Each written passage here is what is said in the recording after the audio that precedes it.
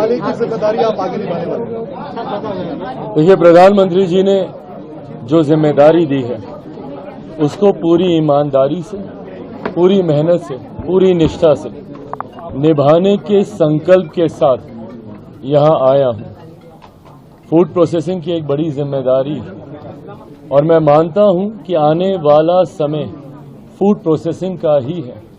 ये एक ऐसा विभाग है, ये एक ऐसा क्षेत्र है जिसको अभी पूरी तरीके से बनिस्बत बाकी देशों के एक्सप्लोर नहीं किया गया है। स्कोप हद से ज्यादा है।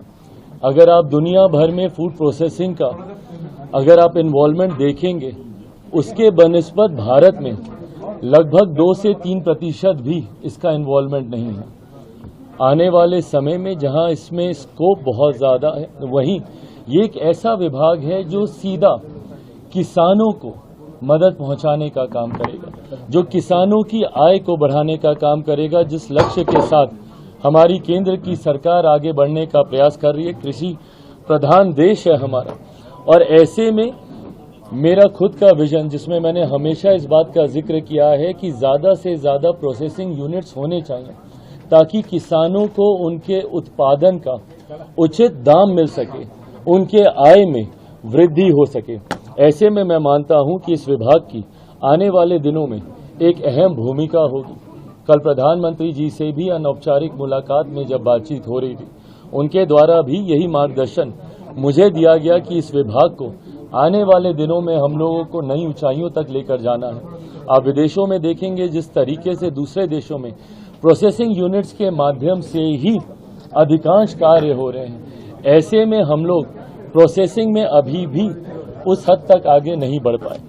तो इस उम्मीद के साथ मेरे नेता, मेरे पिता आदरणीय रामविलास पासवान जी से सीखते हुए जिस विभाग की जिम्मेदारी उन्होंने ली, उस विभाग को उन्होंने ऊंचाइयों तक लेकर जाने का काम किया।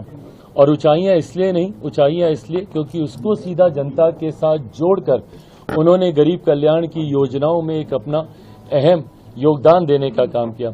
उन्हीं से सीखते हुए, उन्हीं की सोच को आगे बढ़ाते हुए और प्रधानमंत्री जी के संकल्प को, विकसित देश के संकल्प को पूरा करने में इस विभाग की एक अहम भूमिका मैं देखता हूं। सोच के साथ हम लोग आगे बढ़े। 100 दिन का रोड मैप क्या है आपके मंत्रालय का? क्योंकि प्रधानमंत्री जी बार-बार 100 दिन के रोड मैप की बात कर रहे हैं। मुझे कम से कम 100 घंटा दे दें, पहले विभाग को समझ लूं, जान लूं। बहुत जल्दबाजी होगी अभी कुछ भी कहना।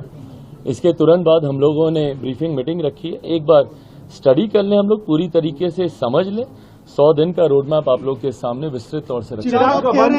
One thing, earlier to that, India Alliance was saying that they were calling NDA leaders to make them prime minister. Now they are saying that it's a Junjuna Vibhag which the alliance partners are getting. Bihar के लोगों को खास तौर से कुछ मिला नहीं। Bihar has got 8 ministries, but still they are taunting them. Well, I have said this repeatedly that it's not about the ministry, it's about the minister.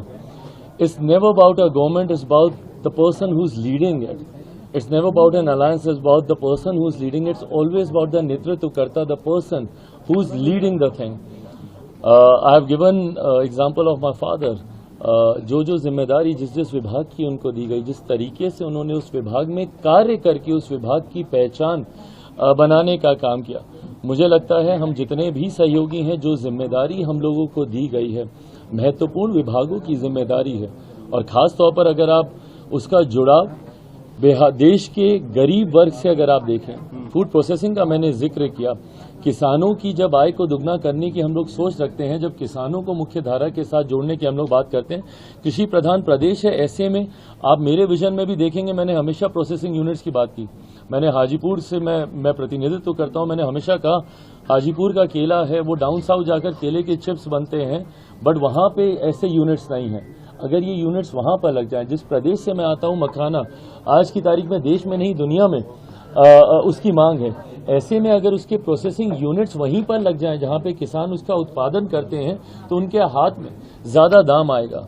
जितने भी सहयोगी हैं, जिस जिस मंत्रालय की जिम्मेदारी दी गई है, पूर्व मुख्यमंत्री But we also say the opposition is आदरणीय taking Jitan Ram lightly Manjhi this जी को जिस तरीके से एमएसएमई की जिम्मेदारी दी गई है, ये कहीं ना कहीं देश की रीढ़ है।